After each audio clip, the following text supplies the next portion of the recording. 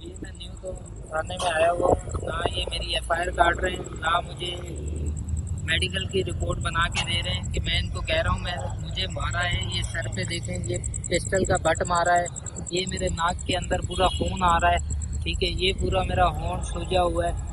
ना ये मेरी एफआईआर काट रहे हैं, ना मुझे मेडिकल का वो बना के दे रहे हैं। ये कह रहे हैं यहाँ का वाकया नहीं है, वो नहीं है, हालांकि इसी रोड पे ये पीछे जो है एमेजना रोड, ये जो साथ लगता है यही ये सारा वाकया, यूनिवर्सिटी रोड यही ये सारा वाकया हुआ है, ठीक है। अब ये मुझे कह रहे हैं 1 घंटे बाद आ जाओ, आधे घंटे बाद आ जाओ, 1.5 घंटे बाद आ जाओ। मेरा क्या कसूर है यार?